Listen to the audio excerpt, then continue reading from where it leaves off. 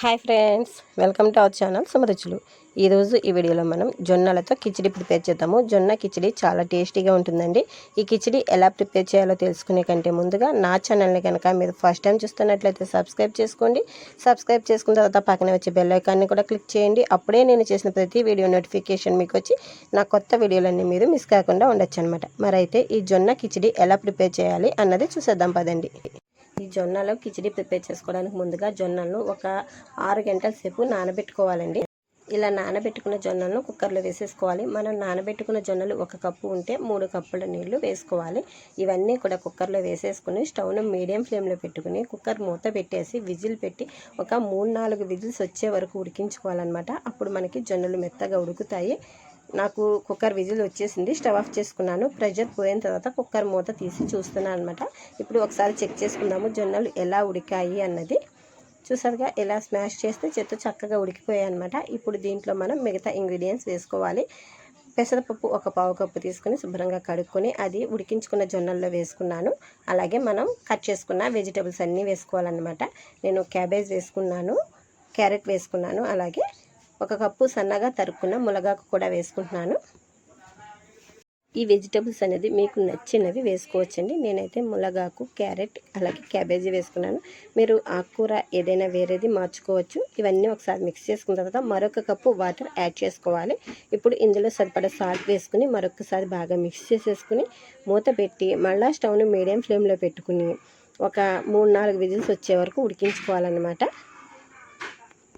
Cooker 3 whistles వచ్చేసింది. Stove off చేసుకున్నాను. Pressure కూడా పోయింది. ఇప్పుడు మూత తీసి మన కిచిడి ఎలా ఉంది అన్నది ఒకసారి చెక్ చేద్దాము మిక్స్ చేసుకొని. ఈ జొన్న కిచిడి అనేది చాలా టేస్టీగా ఉండటమే కాదండి, మన హెల్త్కి కూడా చాలా మంచిది. ఇందులో ఫైబర్ కంటెంట్ ఎక్కువగా ఉండటం వల్ల మనకి వెయిట్ లాస్ అవ్వాలనుకునే వాళ్ళకి కానీ, షుగర్ పేషెంట్స్ కానీ చాలా హెల్తీ ఫుడ్ అనమాట. ఇది కొంచెం తినేటప్పటికి మన పొట్ట అనేది ఫిల్లింగ్ అయిపోతుంది కాబట్టి చాలా యూజ్ అవుతుంది అనమాట వెయిట్ లాస్ అవ్వాలనుకునే వాళ్ళకి. ఇప్పుడు ఈ కిచిడిని పక్కన పెట్టుకుని స్టవ్ పైన చిన్న పాన్ పెట్టుకుని అందులో ఒక 2-3 స్పూన్ల నెయ్యి వేసుకోవాలండి. మీ ఇష్టం. నెయ్యి 2 స్పూన్లు వేసుకోవచ్చు, లేదు అంటే 3 స్పూన్లు వేసుకోవచ్చు. నేను 3 స్పూన్ల నెయ్యి వేసుకున్నాను. నెయ్యి వేడైన తర్వాత ఇందులో కొద్దిగా జీడిపప్పు వేసుకుంటున్నాను. జీడిపప్పును కొద్దిగా ఫ్రై చేసుకోవాలి. ఈ జీడిపప్పులు అనేవి ఆప్షనల్ అండి. మీకు కావాలి అంటే వేసుకోవచ్చు, లేదు అంటే స్కిప్ చేయొచ్చు అనమాట. ఇవి కొంచెం వేగాయి కదా, ఇందులో కచ్చపచ్చగా దంచుకున్న మిరియాలు వేసుకోవాలండి. మిరియాలని మనం అప్పటికప్పుడు దంచుకుంటేనే దాని ఫ్లేవర్ అనేది బాగుంటుంది. అలాగే సన్నగా కట్ చేసుకున్న అల్లం ముక్కలు వేసుకున్నాను. సన్నగా కట్ చేసుకున్న పచ్చిమిర్చి ముక్కలు కూడా వేసుకున్నాను. ఇవన్నీ కూడా బాగా ఫ్రై చేసుకోవాలి. మీ ఇష్టమండి, మీకు కావలసినన్ని కారానికి తగినట్లుగా చూసుకుని పచ్చిమిర్చి, అల్లం, మిరియాలు అలాగే అవి యాడ్ చేసుకోవాలన్నమాట.